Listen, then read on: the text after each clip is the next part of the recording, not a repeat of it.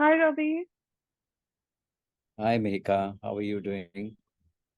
I'm very well. Thank you for joining me today. It's so good to see you. Like, On the beautiful house, likewise. it's looking gorgeous. Thank you. I'll give the compliments to my son since he's made it. Yes, absolutely. Ravi, you and I have been wanting to do this conversation for quite a while, and I know that it's something that's kind of stayed with me since the time I thought of the topic, bouncing back to abundance, tapping into our inner wealth. But before we get into the details of the topic, I want you to just introduce yourself and what you currently do, who you are as a person at the moment today, and then we'll go back to the backstory later. Okay, lovely. So, who I am at the person today was a very nice statement that you used. Yeah, so I am, yeah, currently somebody who's very happy and empowered. Hmm. Okay, and yeah, my name is Ravi Rajpal. I'm located in Bombay, Hmm. and in my personal life, married to Amrita. We Hmm. have three lovely children, and Hmm. one of them is married, who's made this house, Hmm. and one beautiful son who's a puppy. He's 6 years old. Beautiful. So it's Hmm. always lovely to talk about him, especially. Yes. And all of us stay with my mother. Hmm. So that's, what I, in my personal life and professionally, I manage wealth, Hmm. my basic, core is to ensure that, people understand the relationship with money and ensure Hmm. that their money works for them. Hmm. And diversified into the event business. And we've Hmm. recently launched our own hedge fund in Dubai. Hmm. I think that's more or less to do with the professional side, and soon we'll be launching two intellectual properties. One will be, we will obviously take your support and welcome you to that program where we are looking at creating a wellness and a spiritual festival for in India. How wonderful. That's a So lot of that's things you're doing, Ravi, and it seems like you've cast your net quite wide. So that's also quite lovely. I mean, and I feel like that's an aspect of your personality that I've always admired very much. thank you, thank you.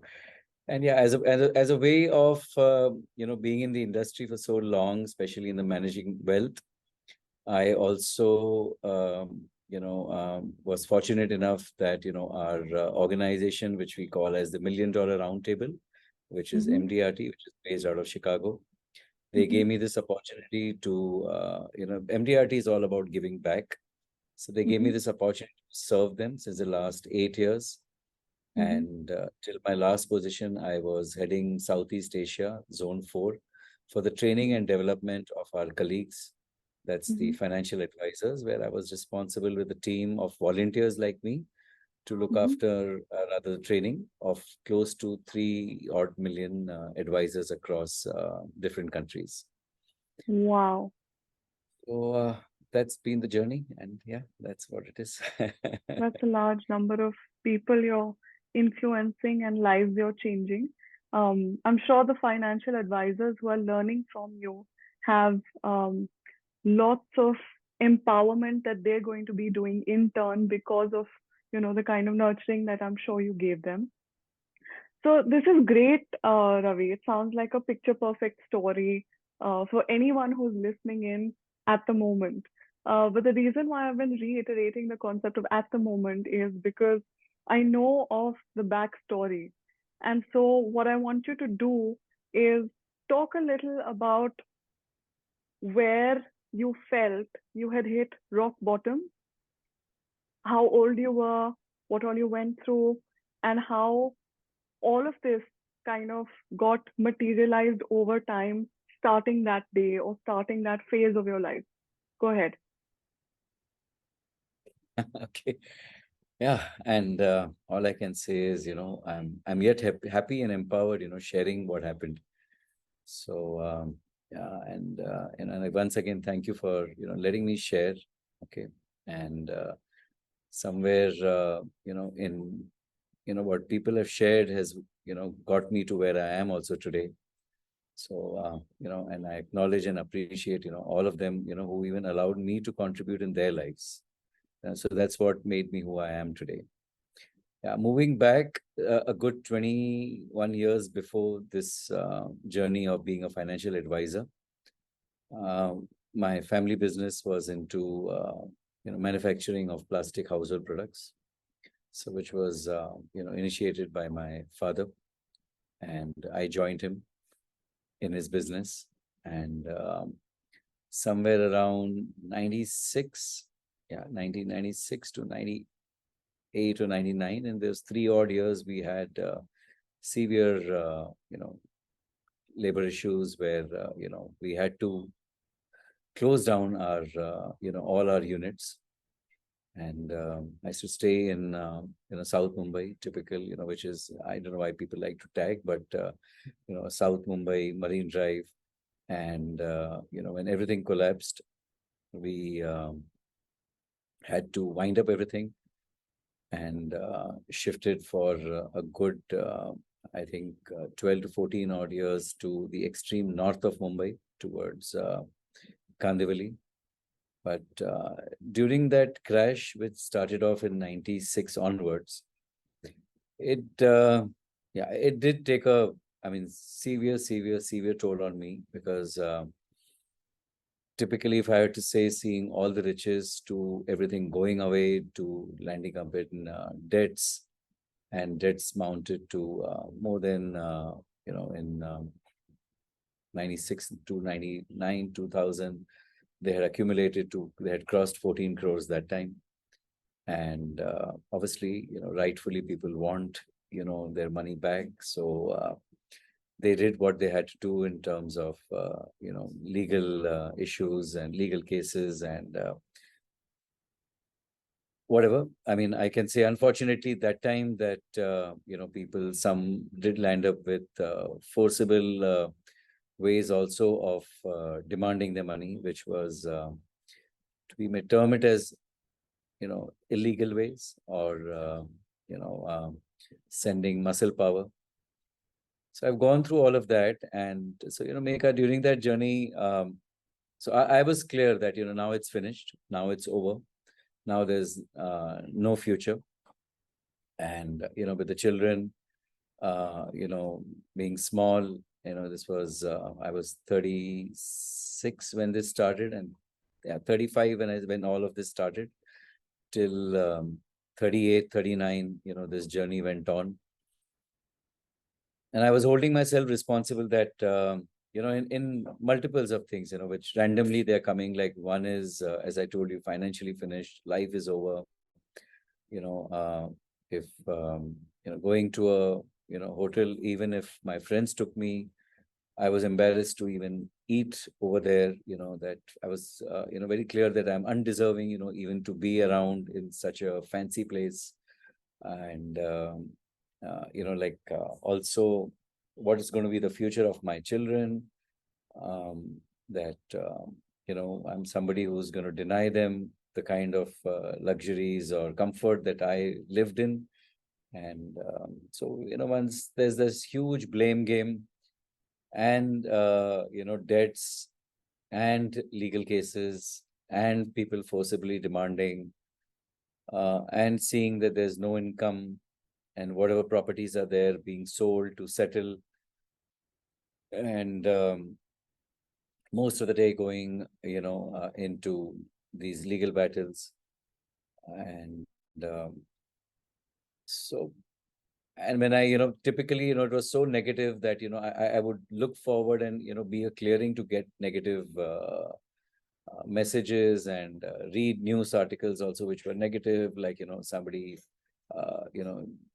jumped off the sea because they owed money, or somebody, somebody did X and somebody did Y because they couldn't face life because of debts. Then I said, is that the way it should be?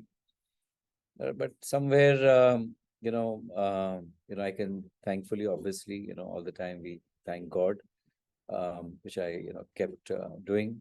And obviously my parents too, because I saw them standing so bold, so straight, that, when everything got wiped off.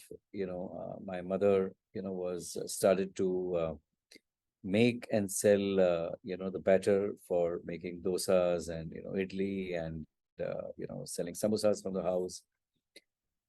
I, and, ensuring that, maybe if, I had to travel, I still had some money, out of the 6 cars which went away, that I still had money to go by, auto or, a taxi. She ensured that. And coincidentally, I landed up doing this course, during that time, which was, called the Landmark Worldwide, the Landmark Forum. And one of their sessions, what came up as a word was responsibility. But when I heard the word responsibility, it comes first thing is that, you're responsible. And I said, I'm not responsible. My father was running the show. I'm not responsible. And till I was, in that space of, blaming whether it's him or circumstance and people who influenced, this crash, so I was happy, and that pretty content that, what, I'm doing my best, but I'm not responsible. But Meka, the day I got that, being responsible is a place to stand, is a new place to stand. And when I got to the source of being responsible, yeah. So it's as simple as, when, if, we met at a course, right? And, Arun and you were responsible to ensure that, the hotel is booked, our rooms are booked. Yeah. So that's being responsible, right? And, when a child is born, so the mother is by default and automatically at the source of being responsible.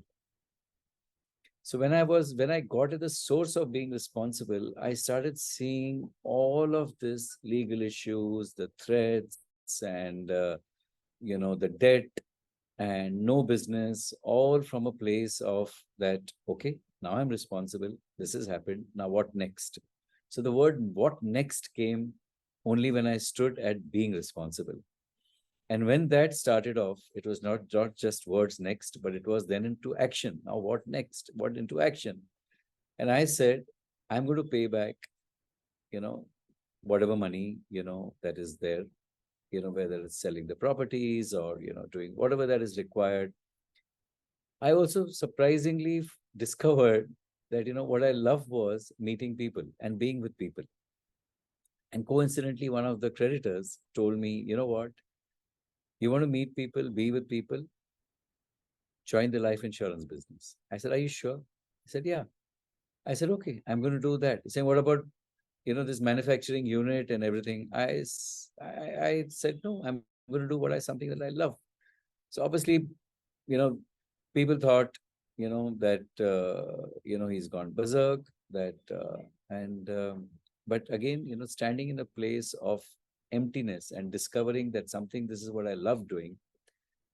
And yeah, by the grace of God, in the first year itself, I qualified for the $1 million roundtable, which actually means that I qualified for being among the top less than 1% financial advisors in the world.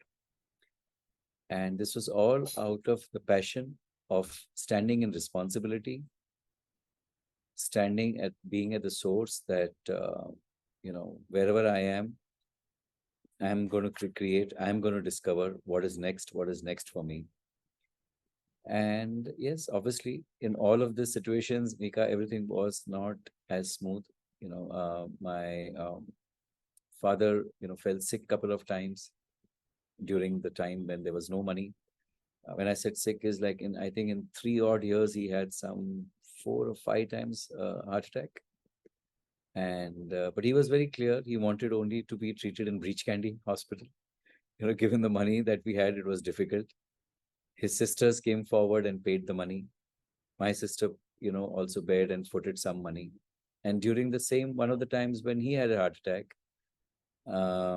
this was somewhere, I think, 98 or 99. Yeah.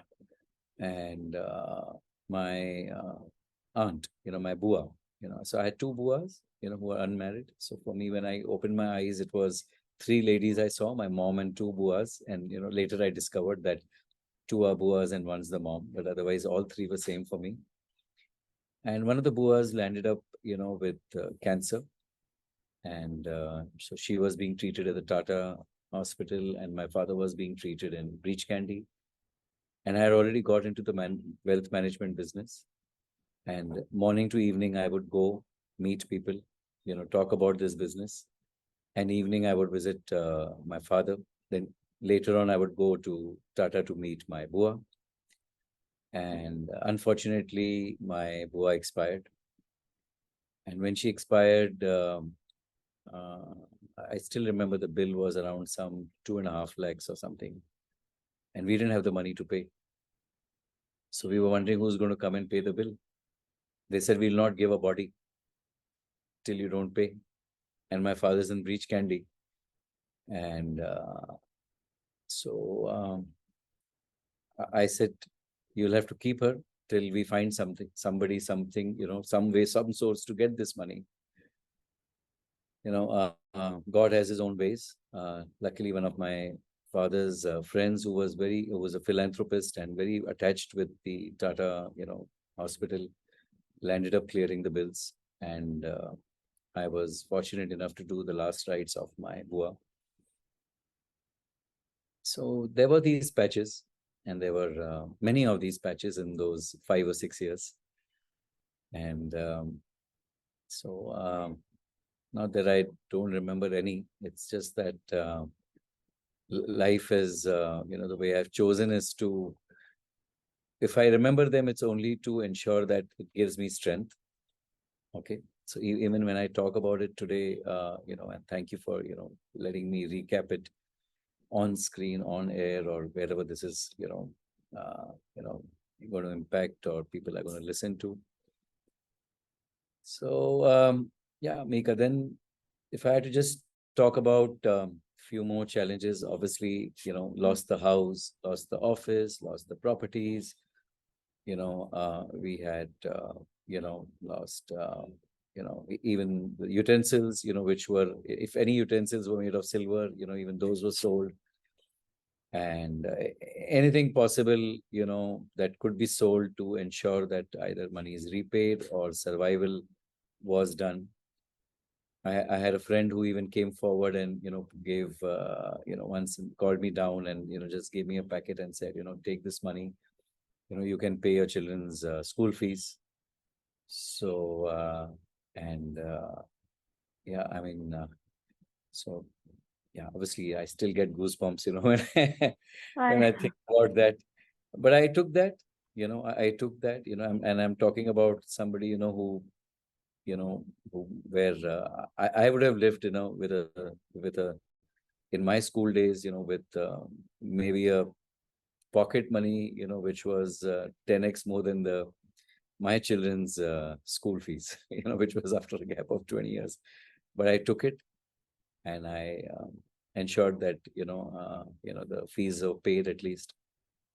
And obviously the next couple of years, sometimes my sister paid, or, you know, uh, yeah, they were beautiful souls. They are still there, who were happy to stand by, and some of them were, in spite of them being creditors, also stood by. Okay, that, yeah. we've been in good relationships. So it Mm, doesn't mean, if bad times are there, we should only look at bringing you down. Though yeah. 95 or 97% of them, wanted, did anything and everything to recover, but which is, uh, you know, that time I was wondering, why do people need to be so harsh? Yeah. But I guess it's, it's your relationship with money, it's Yeah. how you give that importance, and to each his own. We need to respect Mm, everything of that. yeah. We've had incidences where, people have even come and told my mother that, if I break your son's leg, you'll obviously need to pay for his operation, right? So Yeah. instead of that, just give us the money. Wow. So, Wow. and so whatever incidences that have had to have happened have, has happened. Yeah. So, but moving ahead, when the first year, when I qualified, it was I still remember it was 27th, 25th or 26th, yeah, 26th December when my 2003, Wow. which was my first year in Hmm. the business. And I got a call. I was in a meeting in I was meeting in Bombay, and I got a call from my Hmm. cousin in Bangalore that you need to rush to Bangalore. Your father's not well.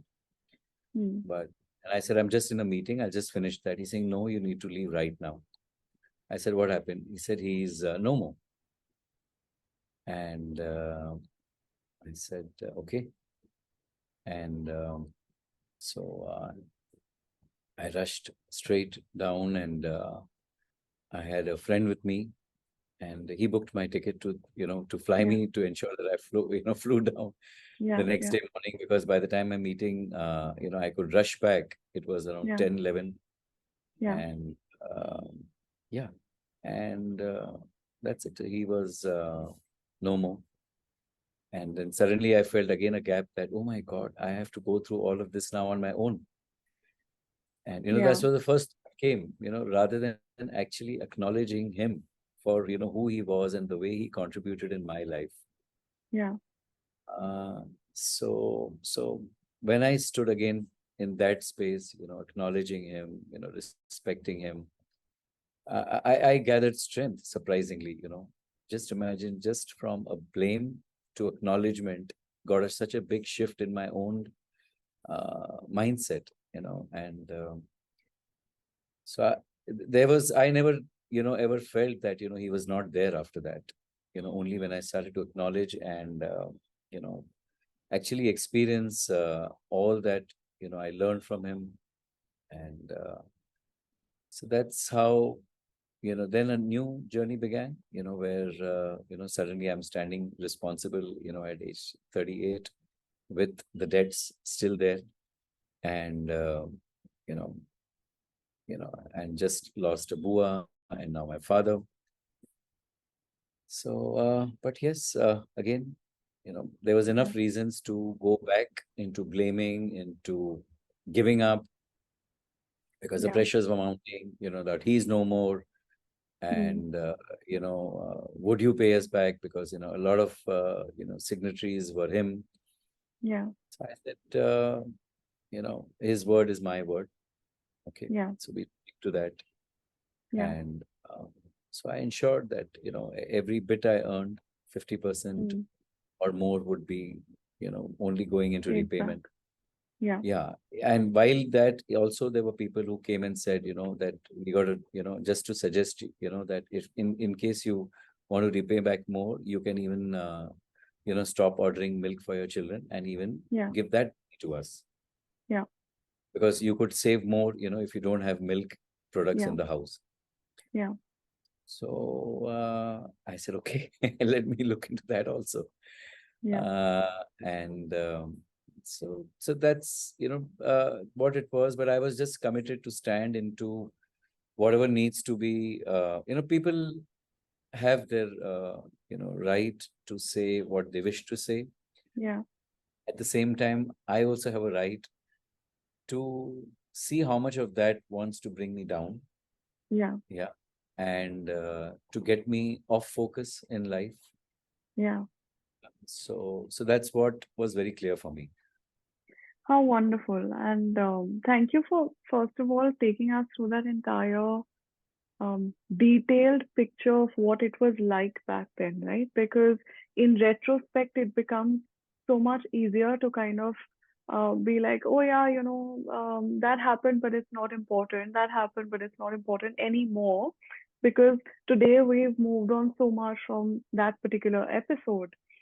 But what we sometimes forget is that what happened then has been extremely instrumental in making us who we are now in a certain way. So for me, the favorite part of what you've said is the whole aspect of responsibility, but not from the responsibility standpoint of just family and making it happen for them. To me, I think what strikes out very strongly, Ravi, is that somewhere you decided to take responsibility for your life and your life circumstance. So responsibility for your family is very different from responsibility for the circumstance you're in, and choosing consciously to move beyond it. I think that is the part which really touches my soul the most. And I think, in a way, that's probably what saw you through. I also saw that you used the word source a couple of times. And to me, because the topic of this conversation is bouncing back to abundance, tapping into our inner wealth, I want you to touch upon your relationship with what you call source and where you drew that much strength from in those days. Because while I understand circumstantially it was required of you, but what was the part in you that you really relied on that gave you resilience? So, while responsibility was important, what gave you resilience? What gave you inspiration? What gave you strength? That's the part that I want you to talk about, and perhaps talk about how we can also bring out more of that in our lives right now. So, so one thing, when you said the last part, strength, resilience, it was my children, my mother. Okay. And, but if I look back, that time it was children and mother. But today, when I say today is when I realized that it was my purpose. The purpose of your life is what unknowingly or unconsciously gives you the strength. I may use the word children and mother, but that shows up out of the purpose. Okay. And one of the things what you said about, things happened, crazy things happened, and, there was enough reasons, what got me down. Yeah. And there were enough things that rather got me down and made me who I am today. What I want to tell you is what happened has happened. What makes me today or made me today is got to do more with my purpose, what I'm out to create in my life, what I want out of my life, rather than the circumstance deciding how much it should affect me. So I'll just slightly correct the fact that there Yeah. was a large part of my life which was made initially, which was only made out of what impacted me. But the day I got into being responsible, to being at the source, from then, most of it, even today, is only out of the purpose and what I want out of life. It's not that, things are going easy today, right? Or everything is just the way, it should be smooth or like a, fairy tale, like the way the background is. No, it happens. And but what will still make me stand today is only going to be, as you use the word, I love your topic, bouncing back to abundance. So the thing what gets me to bounce back is the purpose. Okay. And what abundance was for me initially was when I lost money, I thought I lost everything. Okay, because we tend to relate, right? You have $1 million smile, you look like $1 million, and if you do this, you get 1 million. And if you qualify for this or you pass your exams, you get so and so, amount of gift or rupees or dollars.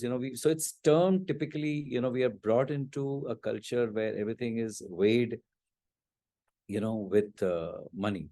So for me also, when I lost everything, I thought money got lost.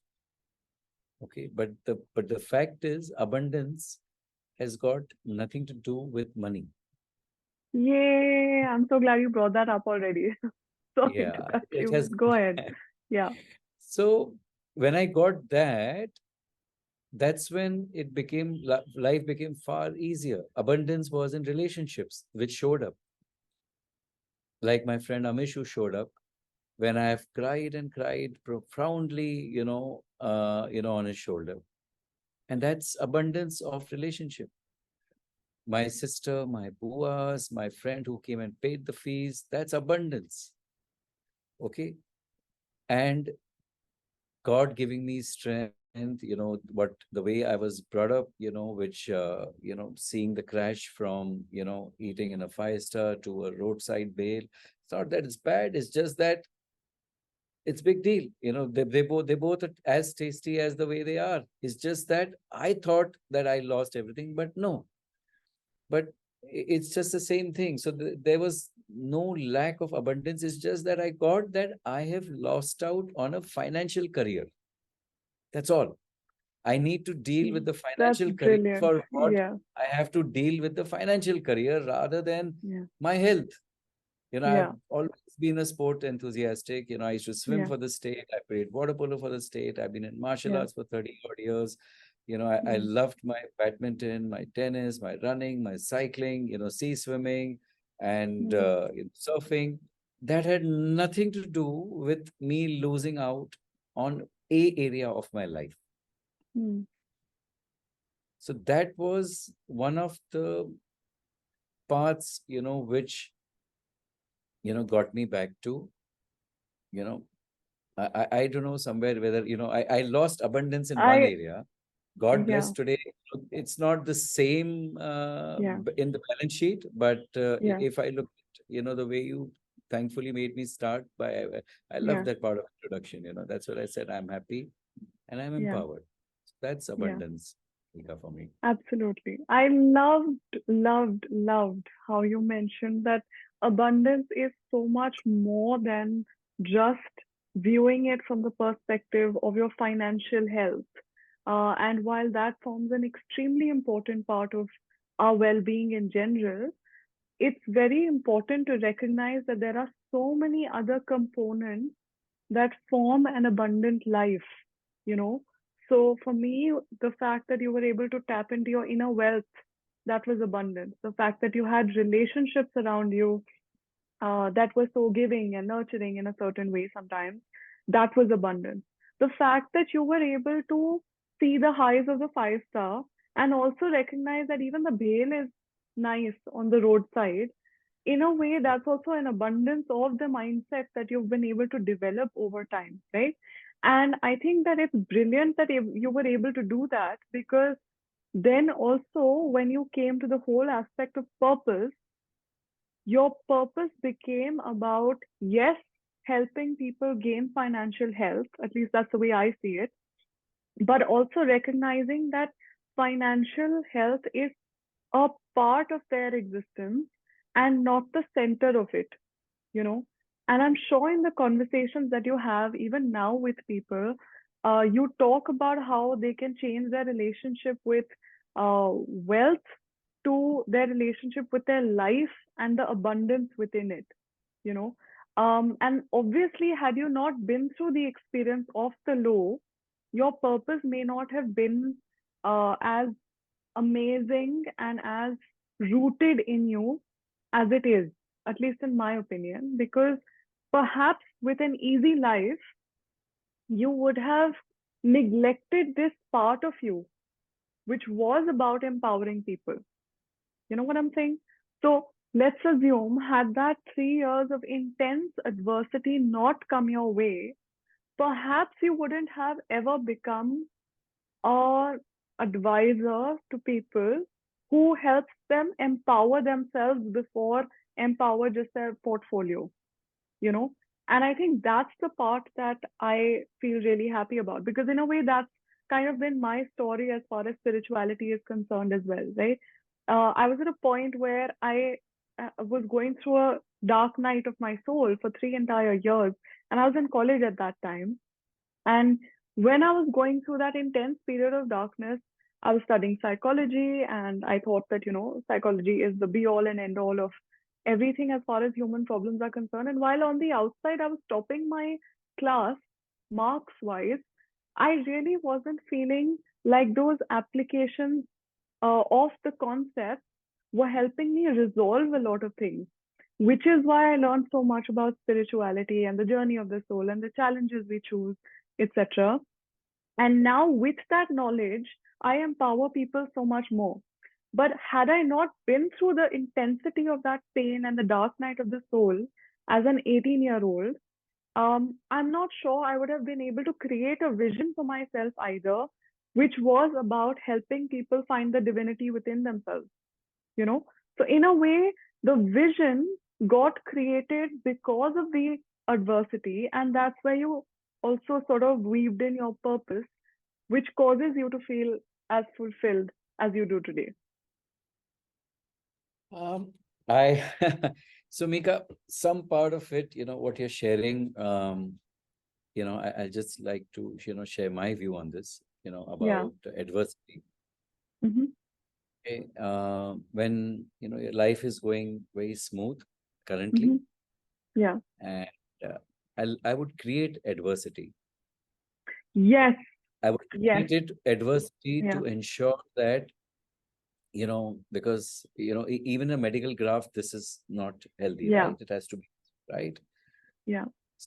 So create adversity is to create a challenge, right? Correct. Yeah. What life threw on me was a challenge. Yes. I was weak in not Yeah. accepting it. So I Yeah. crashed. Beautiful. Okay.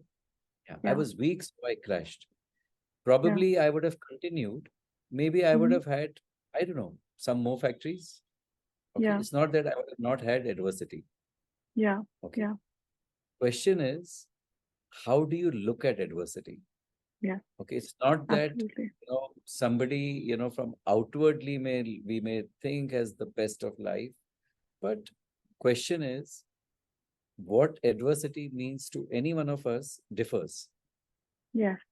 Like, Absolutely. yeah. I mean, and adversity could even differ to the extent of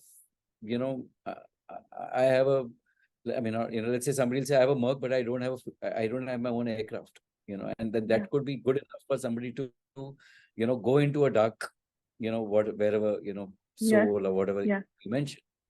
Yeah. So the way I looked at adversity and the way I looked at life post that, and I realized that whatever has to happen is question is, are you dealing with that or are Mm. you letting that overpower you? Is my remote control with you or with me? So the time when Mm. I gave my remote control to my adversity, Mm. so that adversity took me around into a loop and all the possible different channels, which, Mm. you know, I was clear that, that I have no direction.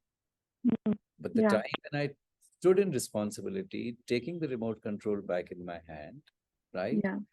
That adversity just looked like something that I need to handle. Yes. Okay. So true. And that's what it is. So I would really like to people to know that you don't need to go through any of this, what you've gone through, I've gone through, to Yeah. bounce back to abundance. We So are talk about already this living. more, Ravi. Talk about uh, Yes. ability, the process of taking the remote control back into your hand. I think that's the part that will help people. So whether it's things you do on a daily life, your set shift. Talk about the process of taking that back into your own hand. Got it. So in a physical term, we don't give the remote control, right? Yeah, yeah. And nor do we take it back physical terms, Mm-hmm. right? So obviously here, what was the remote control for me if I had to define it? Oh, I've lost all the money. Oh, I have no future. Oh, I am in debts. Oh, Yeah. people are pressurizing me. Oh, there are Mm. so many legal issues. Oh, I can't see any direction. My father is saying do X, I'm saying do Y. Oh, I Yeah. am blaming myself for the, future of my children. Now, all of these conversations were disempowering. Yeah. Okay. A disempowering conversation only gave me direction towards an action which was leading more disempowered, right? Yeah. All that was required was a shift, right? In my Yeah. case, the shift appeared was by taking responsibility in that particular incident of my life. Correct. Right. right? But now when I was growing in business, I had to grow, right? Exponentially. My period lasted totally 11 years to pay the debts. Yeah. Yeah, but in the 11 years, there were, like instead of obviously, responsibility became like a part of me, right? And then there were issues which came up. How do I have references? I don't know whom to meet, because this Yeah. business of managing wealth was all about meeting people. Yeah. And my past showed clearly that nobody would talk to me about money. Can you Mm. imagine Yeah. managing their wealth, somebody who's lost wealth? Yeah. How do I go there? Yeah. Right. So there also, if you see, my remote control was where I was sitting with a conversation that this is the way people will think about me. But people, I don't Mm. know what people right now, I'm thinking about myself like this. Yeah. Yeah. That is what I was thinking about myself earlier. Yeah. Okay. So Yeah. all I did was, I'm going to ensure that I make a difference in people's life, and I will leave them in such a place that their money works for them, right? Mm. Rather than working. I will Yeah. ensure they're left with abundance and wealth. Mm-hmm. And during the time of crisis, I was clear that I will be in integrity to settle accounts, Yeah. right? So when all those actions, which I was getting clear, got one by one, all the remote controls, or I would say most of them, I can't say all, but most Yeah. of them back to me, Mehika. So Yeah. that's how Yeah. it came back. Yeah. So Wow.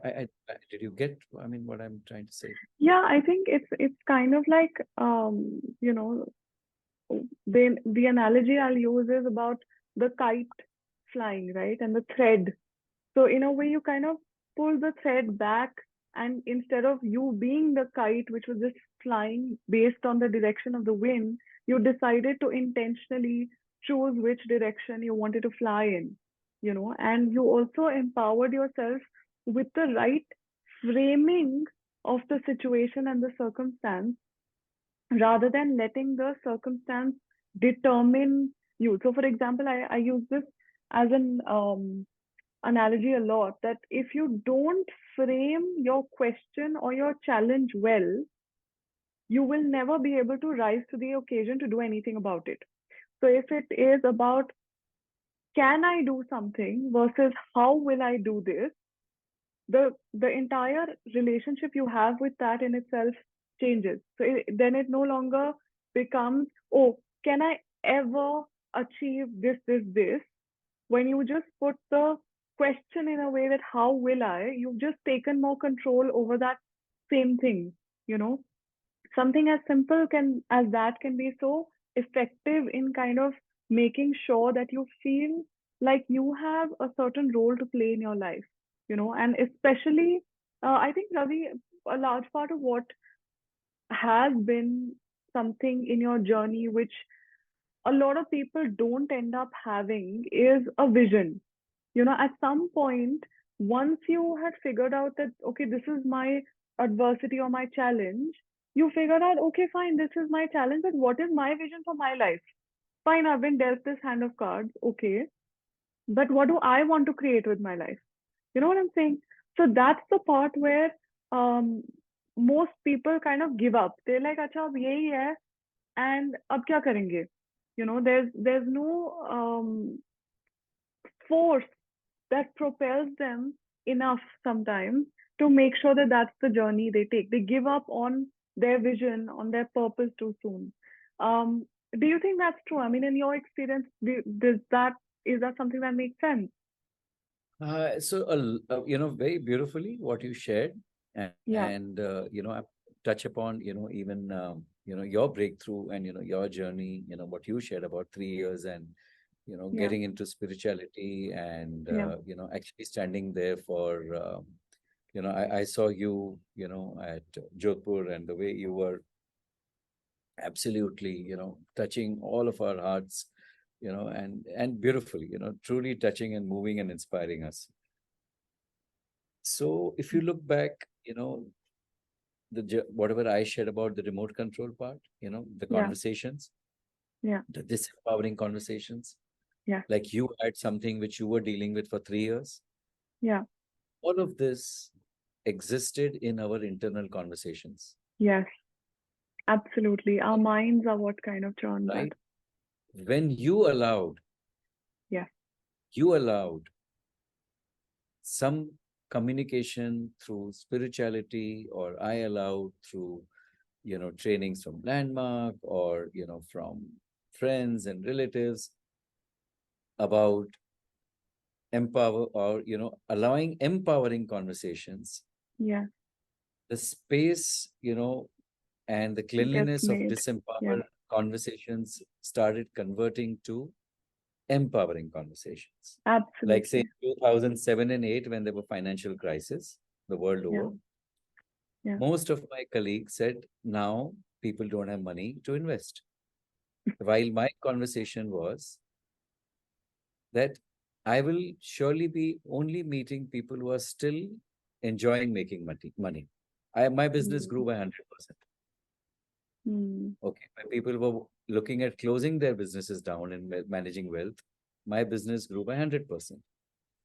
Just as a conversation from disempowering to empowering. So a lot Mm. of this, what you created towards the end, what I would look at is that how we communicate with ourselves internally and we make it Mm. so true, so real, Yeah. Yeah. so real that those 3 years were so real for you that they look dark. Even if you Yes. were sitting, Yes. bright in a place like Rajasthan where we met in the day, Yeah. for you it will Yeah. look dark because that's Correct. what you decided. Yeah. Okay. So that's one thing, I'm just talking to you about and agreeing with you. Only I'm Mm. just using Mm. the word as internal conversations. And Absolutely. next is regarding vision. Yeah. Yeah.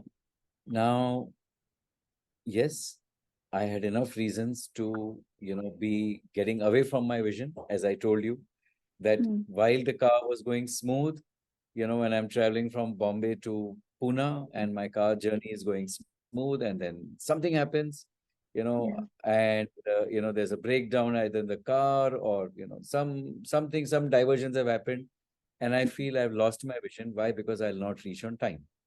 Correct. And rather than still going ahead, I'll say, I think I'm done. Yeah. So the vision just disappears. So when Correct. the vision disappears, that's when I realize that my purpose is not so strong. That's why it's allowing the vision to disappear. Mm. So somewhere, having a defined purpose for your life, Mm. Mm. really, which you can keep it in existence, whether, on writing, or Yeah. like if I wake up in the middle of night and ask you, at 2 in the morning, suddenly, and if your mom, I tell your mom to pinch you and wake you up, what's your name? Yeah. You'll say Mihika. You will not think Yes. twice. You're Yes. embedded with your purpose the same way. Mm. Somewhere, I feel the vision just stays on with you also, and Mm. even if anything happens, you get back. And you're very, very right that it's very important to have a clarity in your vision. Yeah. Yeah, I no, agree with that's so true. I love this thing that you said about our internal uh, talk and internal conversation that goes on. I call it the negative self-talk, and if you don't radically weed out that negative self-talk, you can have a vision, you can have wealth, you can have health, and yet you will not have anything other than poverty because your internal self-talk is something which can bring you down in such a bad way. And it's so interesting that you bring this up because one of the courses that I'm doing at the end of the month is on self-love.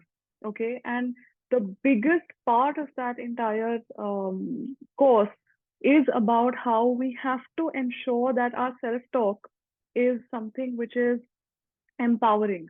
So I'm not talking about it always has to be positive, it has to always be about gratitude, but I'm saying it has to be empowering.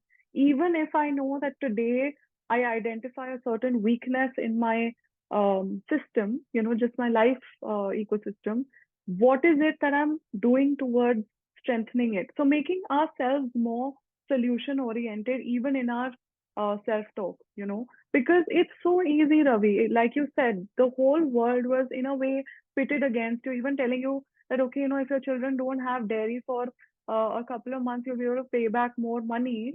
I mean, that's the kind of things that come up, not with that intensity perhaps, but a lot of people do end up listening to that a lot from the outside, and then they start talking to themselves also like that.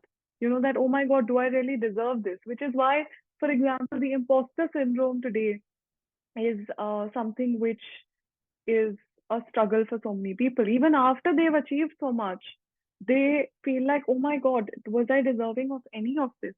And that part of purpose also then influences your self talk in a way, because your purpose, if you have embedded in you, or even if you don't have a purpose per se in terms of a statement, but if you have some sort of a general life vision defined that, okay, this is what I'm moving towards, this is what I would want to ensure I am able to achieve before I, take leave from this world, that in itself will cause us to have a bit of a more empowering self talk in a way. So the purpose and the self talk also become very interlinked in a way. Absolutely, absolutely. And one of the things, when you said about, um, you know, when you related about, what people say, and you tend to get Yeah, affected. yeah, So, there was a time when, if I would just come down from my house, from the second floor to, the compound, typically Bombay, we have yeah, buildings, even in the corner, if there was some people who just laughed, I thought they're yeah, laughing at me. yes, absolutely. So that's what I realized, that, like, again, this is it's the same remote control thing, like how, Yeah, because somewhere I've already declared, I've already thought that I am small, yeah, and then I've done something wrong. hmm, Similarly, if you look at, if you get into vision, hmm, okay, since I mentioned hmm, that, so technically, vision is something that you and me are seeing, the screen right yeah, now. yeah, Okay. correct, But the vision we are talking about is what you declare for yourself as a purpose, what you absolutely. declare as a goal, Yeah, right? That declaration also is a conversation with yourself with and yourself. what you manifest, you know, towards the world. Yeah, yeah, And you stand in that clearing that whatever you declare is what is going to hmm, come to you. Like what I yeah, declared earlier, that I was finished. So that yeah, is what my vision was. But when I yeah, declared I'm going to stand in responsible and get this done with, so that yeah. created another vision. Yeah, and I think it's very interesting, Ravi, while you were talking, one thing that came to me very strongly was that, whether you call it God or you call it the universe or whatever, I believe that we're all expressions of that God or of that universe or of the source that people refer to, right? And each of us has a little bit of that in ourselves, like, we are extensions of it, as simple as that. Now, somewhere when we have a vision or a purpose which somewhere aligns with the whole concept of contribution, I feel like that empowers and propels us forward very much. Okay, like some kind of a positive contribution, and framing whatever we're doing. Like, I mean, it could be someone who's into interior design, they should really have this vision or this purpose that, oh my God, I'm just in love with creating beautiful homes. I want to be able to create spaces for people to enjoy living in, and that then changes their relationship with it from being a pure play business or a creative pursuit to being something where their contribution comes to life. And I feel like when you have this thing in mind that, okay, I want to contribute to someone's life positively, there's a whole new level of inspiration you get from within, and also energy, because then you're not doing it only to limit it to your life. You're doing it for something more, and when your goal is that much or your idealism is that much, you're also empowered by a number of invisible forces which you don't even recognize are empowering you. Totally. Mihika, when, whatever you're sharing about, this is how, you used all the time you, but this is how I can experience that what you experienced, when Yeah, you stand to give back to people. Mm. you know. Yeah, because Mm. your journey has been all about that. Yeah. So, and I really get, what you said, that, when you stand for others, like you Yeah. have, and you do, Yeah. and Yeah. you still are, Yeah. and that's what makes you grow as a human being big time.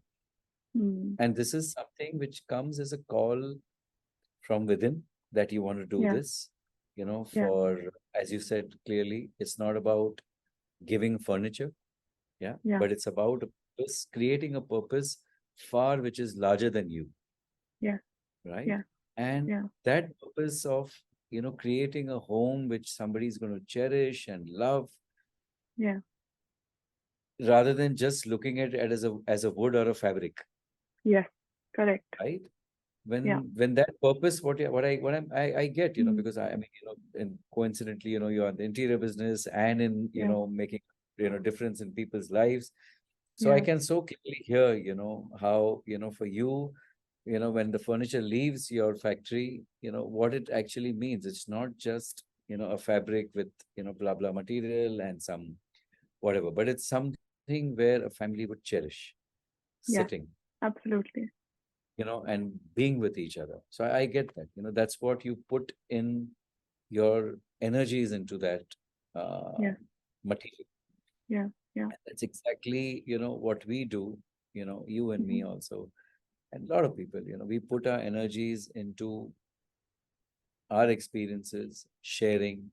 Yeah, like Mm. I told you, I was fortunate to, stand back to give, to train, develop. Like obviously, even I was trained and developed by so many colleagues, Yeah. over the years, and I still get trained in the space Mm. of managing wealth. And Yeah. similarly, in the space of, volunteering, assisting, I think it's a great opportunity, where, somebody allows you to contribute in their life, and I use Yeah. the word support, all the time, Yeah. because, somebody allowing you to support them itself lets, so you experienced a lot more.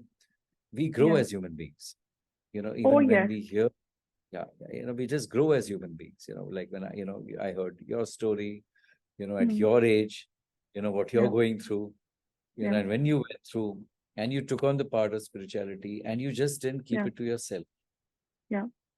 standing by to give back to everyone Mm. itself, is absolutely a big person with a big life, and that's who you are, Meka. Yeah. Thank you, Ravi. I think what you've highlighted is the key to fulfillment. I think we underestimate the power of giving back. You know, I just feel like in today's world, if people share what they've been through with anyone, I mean, you and I do it slightly more in a structured way. So for us to say that we're giving back, there is a kind of more structured path. But sometimes, things like mentoring, sometimes things like having a conversation with your nieces and nephews, for example, can be a way for you to give back from your life experience. You know what I'm saying? And that in itself can be so fulfilling. So the key highlights from this conversation for me have been about a taking up responsibility for your life circumstance and recognizing that no matter what it is, you should be able to have a vision in a way to sustain your energy over time and propel you in that direction. The third part would be about, through that vision, what is it that you would like to share with your world as your gift? What is it that will make you feel more fulfilled? And I think another part of it is just recognizing how you spoke about including adversity when life is becoming too smooth, or challenges, not so much adversity, but challenges for sure. Because I have, and I spoke about this in the last conversation I had with Nitya Shanti as well, that it's about recognizing that growth pains happen for a reason, and there's a reason why they're called growth pains. Because unless you go through that little bit of a challenge, you will not be able to grow from who you are. And the fulfillment that you get from that experience of meaningful pursuits or that growth um, is absolutely irreplaceable. Yeah, the last part was very powerful, especially Yeah, when you said growth pain. yeah, Uh, I term it as, you need to come out of your comfort zone, correct. right? If I know I could do a business of X comfortably, Yeah, yeah, right? And I know there's going to be a 20 or 30% growth irrespective, yeah, then it's being in my comfort zone. But if yeah, I declare that I'm going to do 3x, yes, then I can't be the same person doing it. absolutely, I can't absolutely. be the same person. So that's where I Yeah, would declare a breakdown to get yeah, the breakthrough. yes. That's So such an important that's part. what, yeah. So whether we call it adversity or coming out of our comfort zone Yeah, or clearing a breakdown such that, which is followed by a breakthrough yeah, is, yeah, in our own different languages, this is what we are, or you said the change or pain growth or change growth, whatever. Yeah, that's yeah. what it is. Growth pains. That's Yes, exactly what it is. Yeah, absolutely. Well, lovely. lovely. Ravi, one sort of last question that I want to move towards is, of course, a very practical question of when you're making when you're working with people and you're helping them relate with their money in a certain way. Do you feel like you're able to use any of your personal life experience and drive home a certain point to help them understand that money is very important, it's part of our well-being, yes, but it's a part of our life, not the center of it. So how do you reorient someone who on day one is like, okay, Ravi, I'm 29, and in the next, by the time I'm 30, I want to have 10 crores. This is my 3 lakh rupee of profit from last year that I want to invest. What do I do? So how's your um, how do you help them, not just from the financial perspective, because I'm sure there will be the vision aspect that you bring into your work as well. How do you do it? Lovely. So I'm not going to go deep into how I manage the wealth, but yeah, Yeah, but what yeah. I do is, given the past experience and the passion to live a balanced life. Mm, Okay, and the terminology what we use in our in the million-dollar roundtable is the whole person concept. A whole person oh, concept, lovely. balanced Yeah. life. It's the same, they finally come down to the same thing, balancing your personal and professional life, which leads to the whole Mm, person concept. So during the time when I take the data, I collect all the financial data and the financial goals and the income and the expenses and what they want to do with the legacy, the succession, and everything related to money.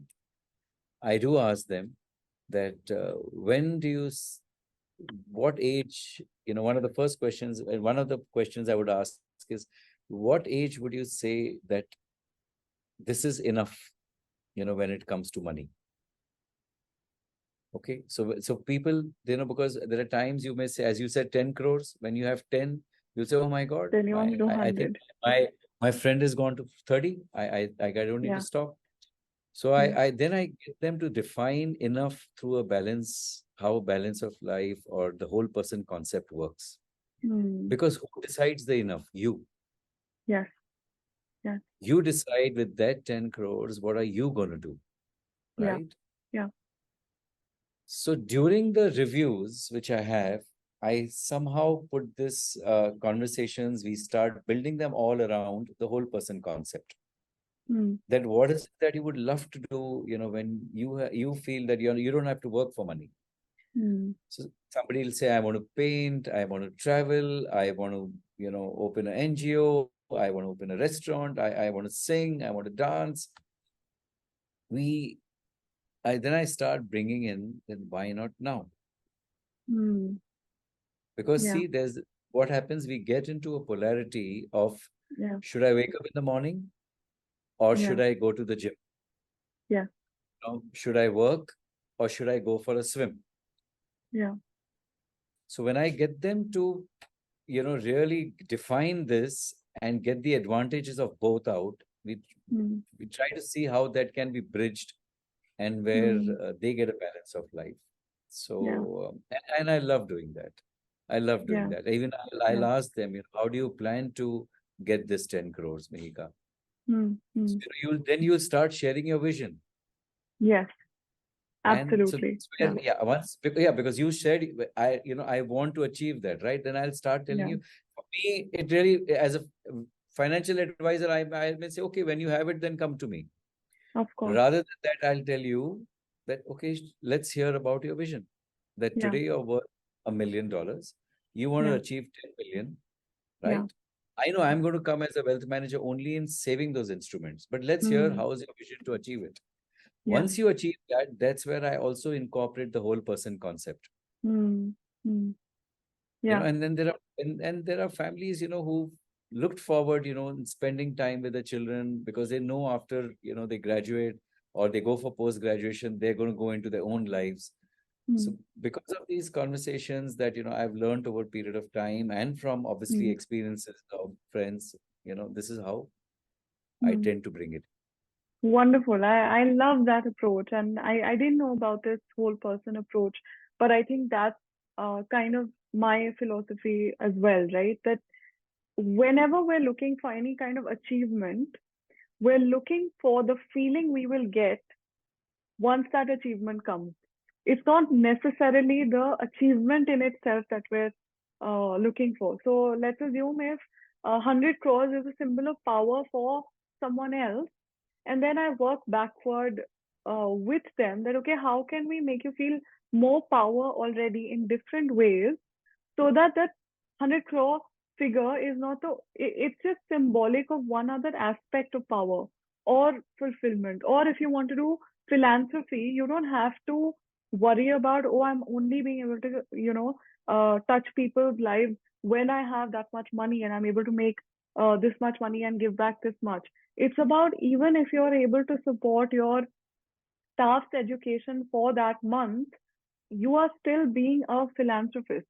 You know what I'm saying? So the point is to get them to recognize that all of those things that we want to achieve, we're only interested in them because we want to achieve a certain feeling state within ourselves.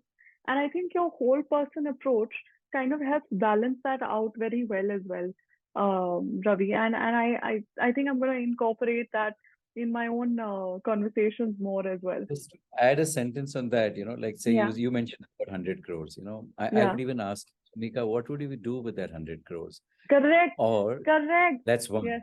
yes, Second, also, I would tell you is, you don't need to take my suggestion, but I'm just yeah, sharing a thought. yeah, Surely go for the 100 crores. yeah, Inside of that 100 crores, can we mm, create a purpose larger than that, correct. that I'm going to create 200 leaders or Yes, 400 people, I will employ, such yeah, that that's what gets me, the outcome of that brings me the 100 crores. So yeah, you grow, your purpose is far larger than just your 100 crores. absolutely. It could be creating 100 leaders in the organization. Yeah, Now, for this person, it becomes clear that he has to, now to get that 100 crores, he's going to create 100 leaders. yeah, So, definitely. that's how, again, the whole person concept gets Yeah. in. No, I That love you, that. It's very, very powerful. okay, thank you. Yeah. Thank So it's very important also. I think, yes, this is important. I was watching this show the other day by Ramit Sethi. It's on Netflix. It's called um, I Will Get You to Be Rich, or I'll Teach You to Be Rich, or something like that. And in that, he asks people this very straightforward question, that what does your rich life look like?